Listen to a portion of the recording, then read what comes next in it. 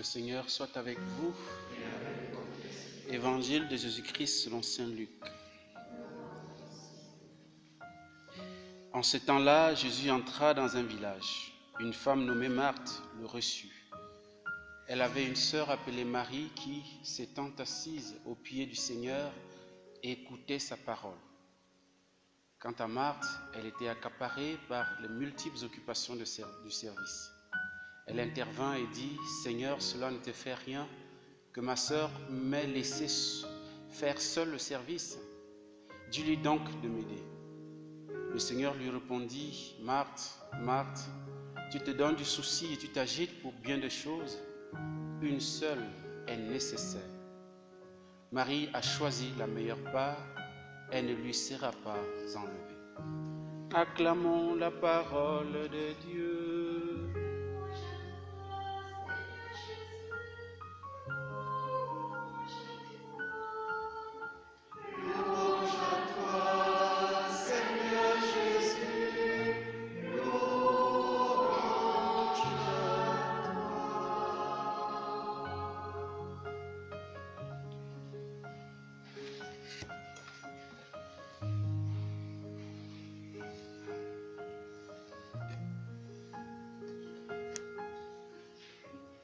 Une seule est nécessaire.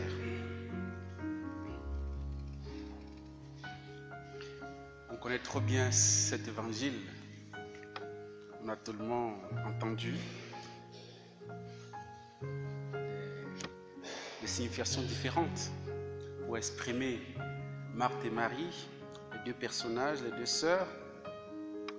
Et très souvent aussi on les oppose, Marthe et Marie, de manière à ce que, on a compris que les activistes, ceux qui sont portés à l'action sont des Marthe, et ceux ou celles qui sont portés plus à la contemplation sont des Marie. En tout cas, sans vouloir entrer dans ces considérations dualistes, je voudrais juste noter que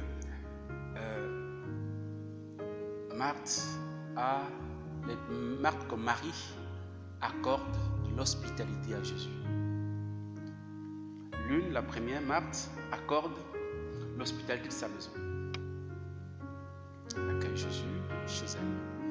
Parce que Jésus apparemment rentre dans un village et il se trouve que Marthe l'accueille chez elle.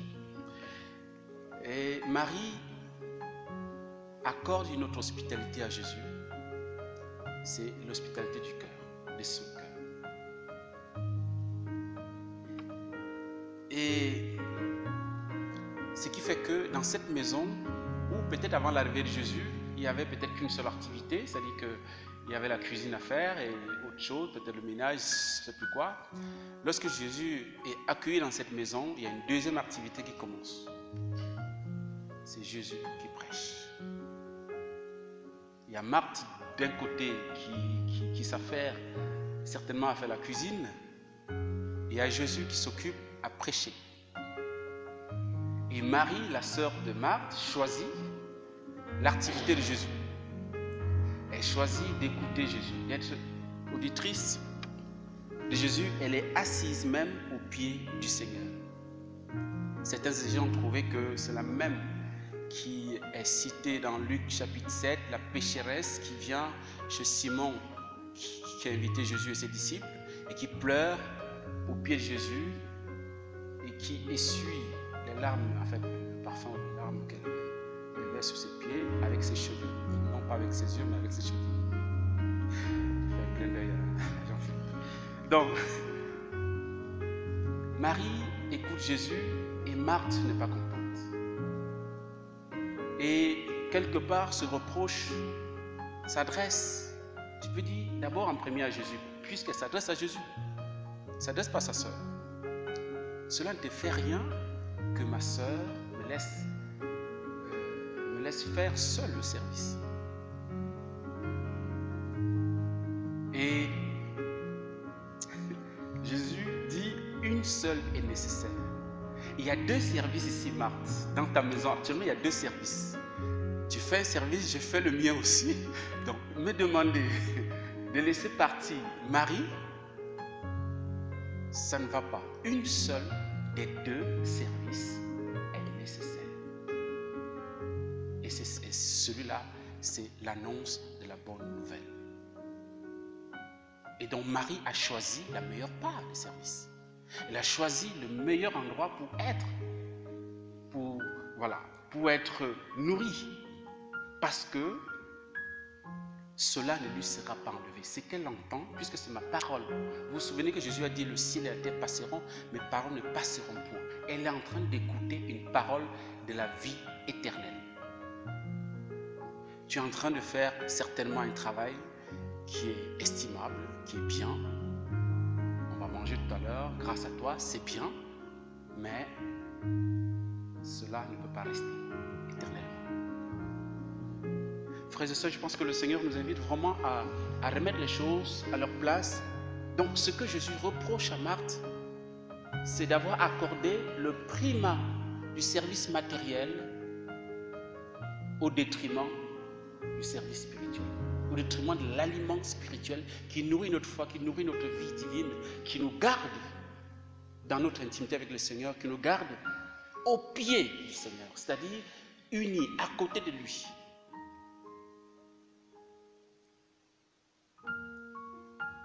Qu'est-ce que c'est beau! Et je crois que nous qui sommes ici, qui avons choisi de venir à la messe et d'écouter le Seigneur, nous avons choisi forcément la meilleure part. Nous avons certainement laissé des choses. Et Marthe aurait gagné à peut-être gagner une double part. Tout en faisant son service, elle aurait dû garder son cœur hospitalier, accueillant à Jésus. Se disant, mais je fais ce travail pour qui? C'est pour Jésus. Même si je suis seul à le faire, c'est pour lui. À cause de lui, je dois bien faire mon travail. Je ne dois pas comparer avec Marie. Et je crois que c'est l'invitation que le Seigneur nous donne aujourd'hui. Et peut-être, n'est-ce pas, l'avertissement que le Seigneur nous donne.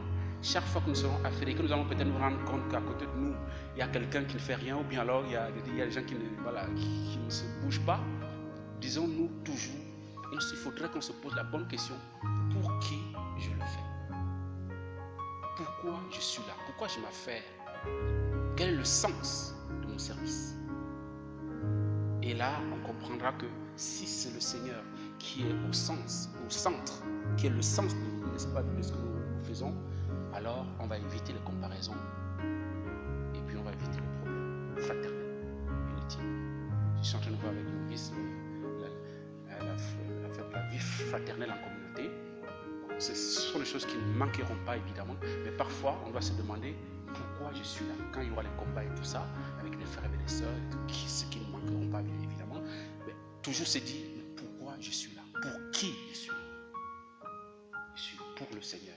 Demandons cette double grâce au Seigneur, la grâce d'être toujours au pied de Jésus comme Marie, la grâce de Marie, mais aussi la grâce de Marthe, pour que dans l'exercice, n'est-ce pas, de nos travaux, de nos ministères respectifs, que nous gardions notre cœur en présence du Seigneur, qui donne sens à ce que nous pouvons faire.